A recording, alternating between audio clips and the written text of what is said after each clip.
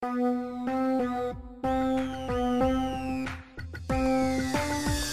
početku bilo je teško, na početku bilo je smiješno, na početku bit će svako, na početku uopšte nije lako. Na samom početku jedva sam se snašao, ali išao sam ka cilju i pravi put pronašao. Svi su mi se smeli što se bavim repom i niko nije bio tu kad mi je trebao. Krili se po štekovima, smišljali smo teme da bi dobili respekt.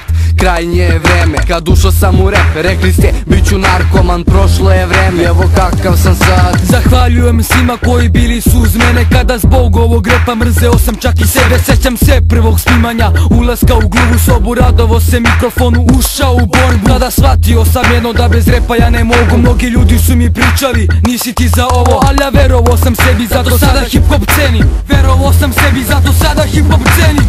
Na početku bilo je teško, na početku bilo je smiješno, na početku bit će svako, na početku uopšte nije lako. Ovu muziku volim i ne radim zbog keša, od početka sam se trudio ako bio sam smešan. Bacam sada rime, gledam vas svi sine, guram do tribine, stare škole MC-eva koji služe nam za primer. Mi smo klinci, a niko od vas nije iskren, zato ko pisne ima da ga zviznem. Nova škola na početku, svaki stih je iskren. Možda niko neće biti ono što sam sada ja, ne kažem da sam zvezda ili nešto slično. Gledajte malo šire, ovaj rep je nešto lično, zato pusti me na miru da tripujem po matri. Pusti mi bilo koju, pokidaću shvati, skapirajte si, ovo nije neka sprnja. Ja volim brate hip hop, ali više volim druga. Ja volim brate hip hop, ali više volim druga.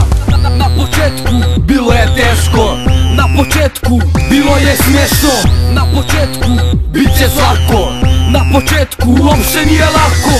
Na početku bilo je teško, na početku bilo je smiješno, na početku bit će svako, na početku uopšte nije lako.